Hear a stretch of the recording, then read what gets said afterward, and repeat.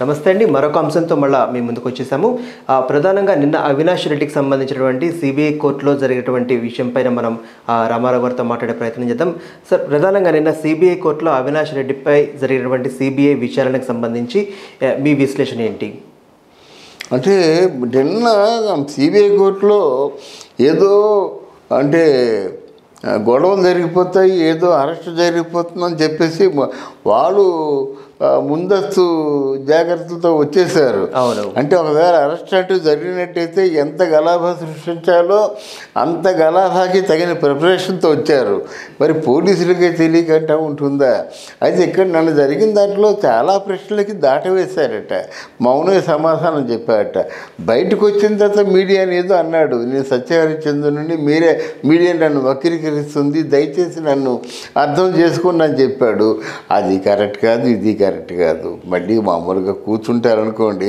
But ఓవరాల్గా అవినాష్ రెడ్డి, భాస్కర్ రెడ్డి, తర్వాత సునీల్ కుమార్ యాదవ్ వీళ్ళందరూ ముద్దాయిలుగా వెల్ ప్రూవ్డ్. అంతే.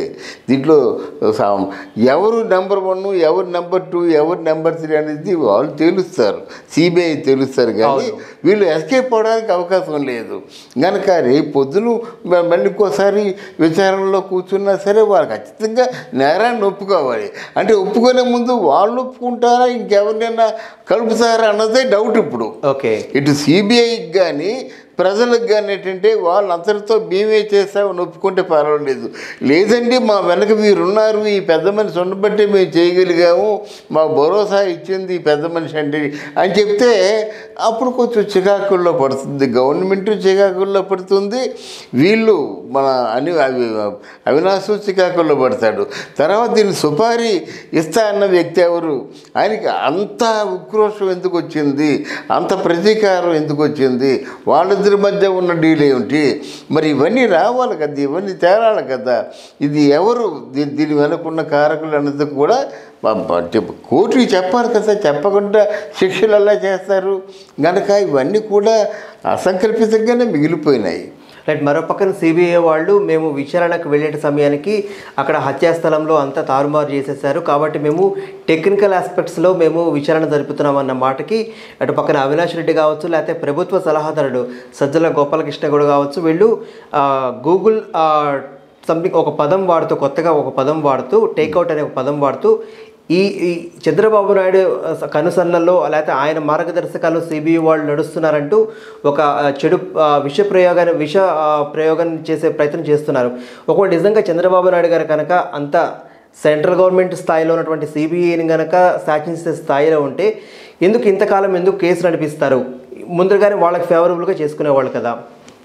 అందుకే సజ్జల రామకృష్ణారెడ్డి మార్నింగ్ చెప్పింది ఏంటంటే చాలా విష ప్రచారం ఉంది ఆయన మీద.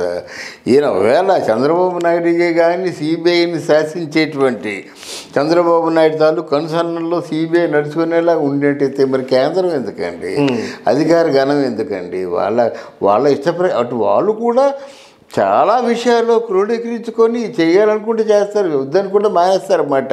ఆ నామ్స్ వాళ్ళు మిస్ అవ్వరు, వాళ్ళ ప్రోటోకాల్స్ ఎప్పుడు మిస్ అవ్వరండి.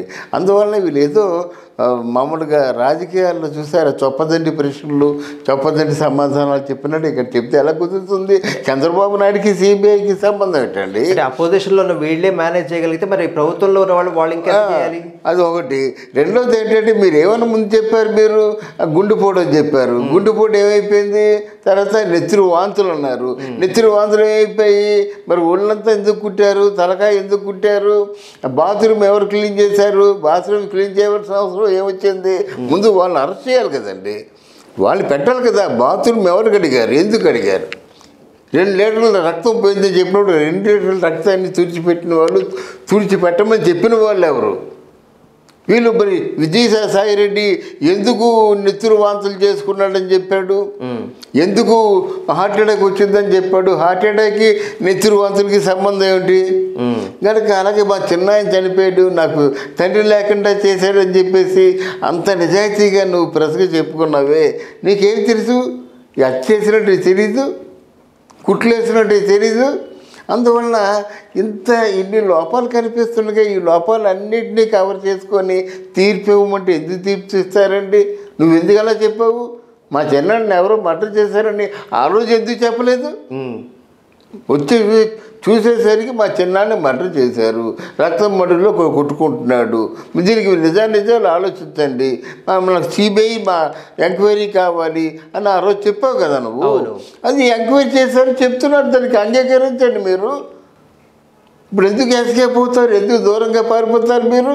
రైట్. మరో పక్కన అవినాష్ రెడ్డి వాస్తవ లక్ష్యంగా కాకుండా వ్యక్తి లక్ష్యంగా ఈ సిబిఐ ఇంట్రాగేషన్ నడుస్తుంది, నన్ను టార్గెట్ చేస్తూ మాత్రమే ఆ ఇంట్రాగేషన్ నడుస్తుంది అని చెప్పి ఒక స్టేట్మెంట్ ఇచ్చారు.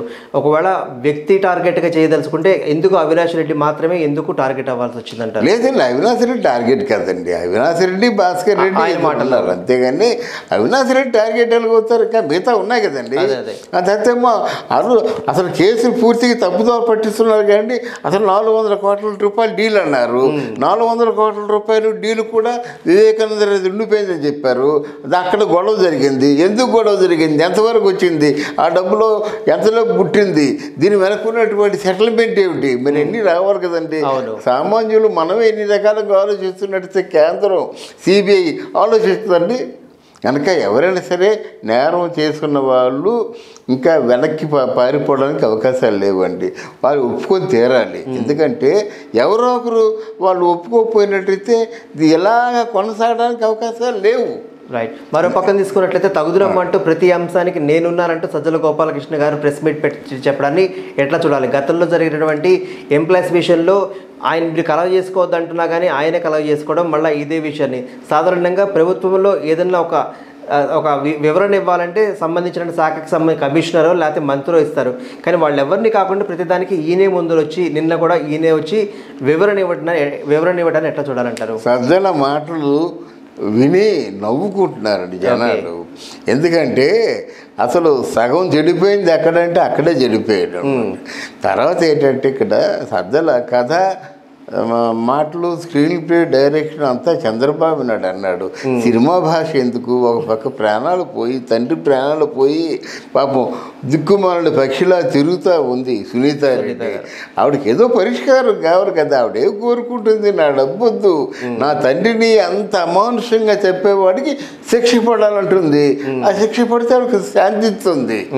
అది లేకుండా కథా మాటలు స్క్రీన్ ప్లే డైరెక్షన్ ఉంటే ఆయన రేపు పొద్దున్న నిన్ను లేపేద్దాం అనుకుంటాడు చంద్రబాబు నాయుడు. అవుతుందా? ఏది అవుతుందండి. అలా కేవలం ఒకరి మీద ఒకరు బురద జల్లుకోవడమే ప్రధానమైనట్టయితే మరి సిబిఐ ఎందుకండి, వాళ్ళ ఇన్వెస్టిగేషన్ గ్రూప్ ఎందుకండి? అదే అంటే ఇప్పుడు ఒకవేళ చంద్రబాబు నాయుడు గారి చేతిలో సిబిఐ ఉంటే ఇంతకాలం ఎందుకైతే ఈ పాటికి వాళ్ళ చేతిలో అస్త్రంగా ఉండేది, ఎప్పుడో ఆ కేసును క్లోజ్ చేయించేవాళ్ళు కదా. ఆ ఒక లాజిక్ ఎందుకు మిస్ అయ్యారని. అవునవును కాదే లేదు, కేవలం వీళ్ళేంటంటే ఇప్పుడు ఇందాక దాని పేరు ఏం పేరు ఇదో ఎవరు అడిగారులేండి, నువ్వు సముద్రంలో కొట్టుకుందా అన్నట్టుగా ఉంటుందండి. రాజకీయ నాయకులు సముద్రంలో కొట్టుకుంటారండి. అందువల్ల కొడాలని అలాగే ఇదంతా కాదండి. వీళ్ళ తాలూకు ఇంటెలిజెన్స్ అంటే ఆ ప్రజల తాలూకు మనసులు గెలుచుకోవడానికి ప్రయత్నం చేయాలి కానండి ప్రజల చేత అసహించుకోబడకూడదండి ఎవరు కూడా. ఖచ్చితంగా రానున్న రోజుల్లో సిబిఐ మాత్రమే ఇన్వెస్టిగేషన్ సంబంధించిన సమాధానం చెప్తే అది ప్రజలు ఖచ్చితంగా అంతే ప్రజలు చెప్పవలసిన బాధ్యత ఉంది కదా. కాబట్టి పైగా ఇక్కడ ఏంటంటే మా బాధ ఒక అవినాష్ రెడ్డి లాంటి ఒక ఎంపీ అంటే బాధ్యత గల ఎంపీ ఇట్లాంటి ఒక హత్యా నేరం మోపబడి ఉన్నాడంటే మనం సిగ్గుతో తల వంచుకోవాలండి. అట్లాగే మిగతా వాళ్ళంటే గూండాలు ఉన్నారు, రోజుకి 10 హత్యలు చేసినట్టుగా వాళ్ళు ఎందరో వేసుకుంటారు, బయటకు వస్తాయి. అలా కాదు కదా ఎంపీ పార్టీలో. పైగా ఎవరు నా తమ్ముడు అంటున్నాడు. అవును, మరి నీ తమ్ముడు ఒక హంతకుడు, చేసినా చేయకపోయినా ప్రస్తుతానికి నీ తమ్ముడే కదా హంతకుడు. అవును, సిబిఐ దృష్టిలోను దాన్ని నువ్వు కూడా బాధ్యత వహించాలి కదా. ఖచ్చితంగా అది బాధాకరం. Right. Thank you. Namaste. Thank you very much.